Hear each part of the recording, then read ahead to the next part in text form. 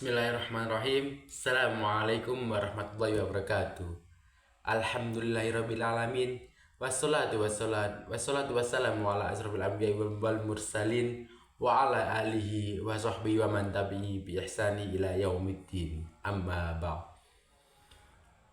Segala puji dan syukur kita kehadiran Allah Subhanahu wa taala yang telah memberikan kita rahmat dan hidayahnya kepada kita semua. Dan tak lupa salawat serta salam mari kita panjatkan kepada junjungan kita Nabi besar Muhammad sallallahu alaihi wasallam, sahabat kepada keluarganya, sahabatnya dan para pengikutnya hingga akhir zaman nanti. Saya di sini akan menjelaskan tentang kenali maksiat hati dalam diri atau tentang penyakit hati yang saya kutip dari Kitab Hidayatul Hidayah karya Imam Al-Ghazali. Dikutip dari Kitab Hidayatul Hidayah tentang 3 penyakit hati yang ketiganya saat ini banyak menggerogoti hati orang-orang yang berilmu, juga hati dari kebanyakan manusia. 3 penyakit hati ini menjadi biang dari penyakit hati lainnya. Ketiga penyakit yang dimaksud adalah hasad, dengki, riya yang suka pamer, dan ujub suka memakan amal diri sendiri. Dan hendaklah kita menghindari penyakit hati tersebut dengan semaksimal mungkin, yakni melakukan mensucikan hati antara lain dengan membangun dan menata niat dalam mempelajari suatu ilmu dengan sungguh-sungguh untuk mencapai ridha Allah Subhanahu wa taala. Disampaikan oleh Imam Al-Ghazali, janganlah kita menyangka bahwa engkau akan selamat hanya dengan niat yang baik sementara hadir dalam hatimu penyakit hasad, riya, dan ujub. Rasulullah SAW bersabda, ada 3 hal yang bisa membinasakan: tamak yang dituruti, hawa nafsu yang diikuti, dan sifat seseorang yang membanggakan diri. Sifat hasad atau dengki adalah bagian dari ketamakan yang dimakan syuh. Lalu apa perbedaannya dengan sifat bakhil? Bakhil adalah orang yang menahan apa-apa yang ada dalam genggamannya dan ia tidak mau memberikan pada orang lain. Sedangkan orang tamak adalah orang yang tidak suka ketika orang lain mendapat nikmat dari Allah Subhanahu wa taala. Sedangkan orang-orang yang dengki adalah orang yang merasa susah atau berat hati ketika mengetahui bahwa Allah menganugerahkan nikmat dari perbendaharaannya kepada salah satu hambanya, baik berupa ilmu, harta, kasih sayang yang ditamakan Allah dalam hati manusia terhadap hambanya itu, pangkat maupun nikmat-nikmat lain. Ketinggiannya itu bahkan membuat seorang penenggi saat ingin agar kenikmatan itu lenyap dari orang yang mendapatkannya, sekalipun ia tahu bahwa sikap yang seperti itu tidak akan memberinya keuntungan apa-apa. Dan inilah puncak keburukan.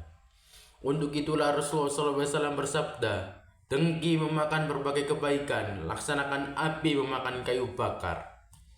Jika kita belum menemukan perasaan dengki dalam hati, hendaknya kita senantiasa menyibukkan diri sebagai diri mencari jalan yang bisa menyelamatkanmu dari kehancuran jauh lebih penting dari menyibukkan diri dengan masalah-masalah yang furuk, yang tidak begitu penting, dan ilmu yang mengajarkan perdebatan.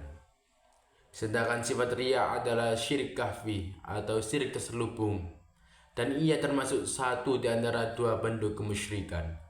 Jika dikatakan riya bila mencari kedudukan di hati sesama makhluk yang dengannya berharap akan memperoleh kemuliaan dan kehormatan di hadapan mereka, mencintai kedudukan atau ingin dimuliakan berasal dari hawa nafsu yang selalu dituruti, dan hal tersebut telah menyebabkan begitu banyak manusia yang menjadi celaka.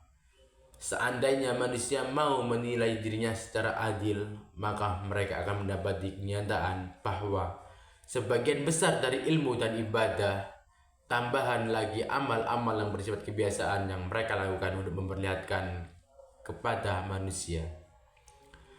Pada halnya seperti itu menyebabkan terhapusnya pahala amal, sebagaimana yang disebutkan dalam sebuah hadis, Sesungguhnya pada hari kiamat nanti ada orang yang mati syahid, namun diperintahkan untuk dimasukkan ke dalam neraka. Lalu ia berkata, "Ya Rob, aku adalah orang yang terbunuh di jalanmu." Kemudian Allah Subhanahu wa taala berfirman, "Ya, tapi engkau melakukan karena engkau ingin disebut sebagai pemberani dan engkau telah memperoleh sebutan itu dan itulah balasan untukmu."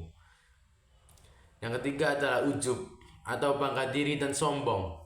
Semua itu pada hakikatnya merupakan penyakit kronis dan sulit disembuhkan.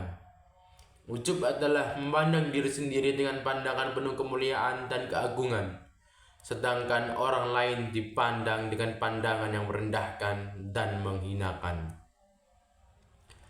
Pada lisan, sifat ini biasanya akan membuat seseorang berkata, "Aku dan aku." Hal ini sebagaimana ucapan iblis terkutuk saat menolak perintah Allah SWT untuk bersujud kepada Nabi Adam alaihissalam. "Aku lebih baik daripada dia. Aku engkau ciptakan dari api, sedangkan ia kau ciptakan hanya dari tanah." Buah dari pengumpulan ini adalah merasa dirinya sebagai yang tertinggi dan terdepan dibanding orang lain dan selalu mencari tempat yang membuat tampil di depan. Sementara dalam sebuah diskusi atau perbincangan, buah dari sifat ini terwujud dalam sikap tidak mau menerima jika ada orang lain yang menolak pendapatnya.